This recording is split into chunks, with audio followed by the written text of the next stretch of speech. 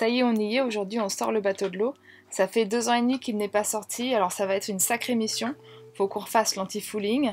On a un nouveau partenariat avec Nautix et on devient aussi ambassadeur BNJ. Ça veut dire qu'on va pouvoir changer notre pilote, sondeur, girouette, un nouveau lecteur de cartes et un radar. Bref, il y a un peu de taf sur le bateau, on devrait rester une semaine à terre. On va voir si ça se concrétise au niveau timing.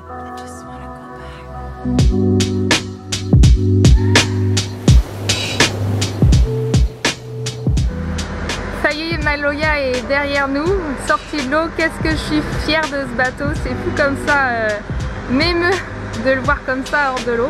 Peut-être parce que je suis enceinte aussi, mais franchement, merci Maloya quoi. C'est dingue tout ce qu'on a vécu déjà avec toi et tout ce qu'on va faire, et t'es beau et on t'aime et on va te bichonner pour repartir encore mieux et glisser encore plus vite sur l'eau et en sécurité. À chaque sortie d'eau, ça fait toujours quelque chose de voir son bateau hors de l'eau, on n'aime pas trop ça. Mais aujourd'hui, c'est une première expérience pour Nel qui n'a jamais vu son bateau avec autant d'air sous sa coque. Mais ça va bien se passer, on a plein de travaux devant nous en vue. Et puis on sait que c'est pour avoir un bateau encore plus beau, qui va plus vite, donc on est content d'être là. Ça fait peur quand même, hein. Dis donc. Dadou. Dadou. Dadou. Dadou. Dadou. Dadou. Oh,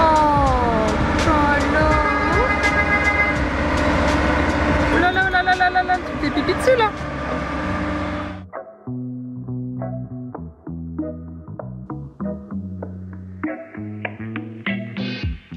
Good morning everyone, you're listening to Chill Hot Radio, giving you what you need. Ouais, je profite que ce soit bien humide, ça s'enlève tout seul. Petit coup de spatule. Et c'est vraiment facile par rapport à d'habitude, on est en apnée là-dessous, en train d'essayer de trouver où est-ce que c'est propre, où est-ce que c'est sale. Donc là, ça va super vite. Et après, je donne un petit coup de Karcher.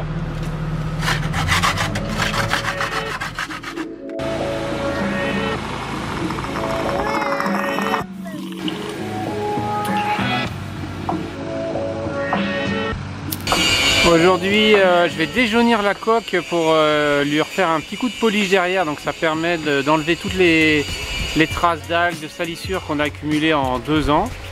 Et ensuite, polir, c'est une petite pâte, une petite crème que je vais faire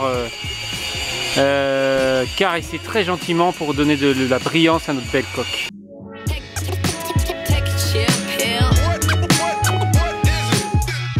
La première fois que tu as fait ça, tu as passé 12 heures, là ça devrait être plus rapide.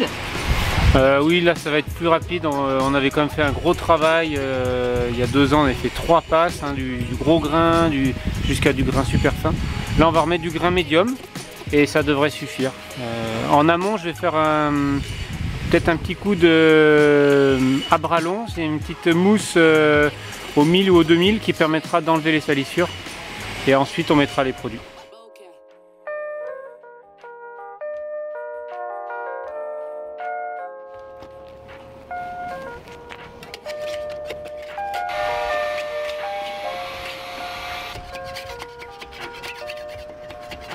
L'annexe a bien vécu, donc aujourd'hui elle mérite un carénage elle aussi, donc je vais m'atteler aux mêmes tâches, lui enlever d'abord ses petites algues et après un petit coup de polish.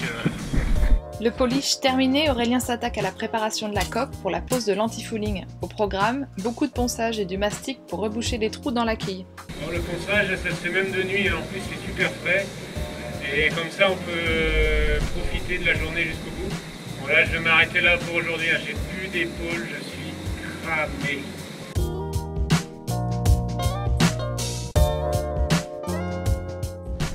Pour la première étape, c'est la pose de la primaire, donc pour donner une bonne accroche à notre anti-fouling derrière.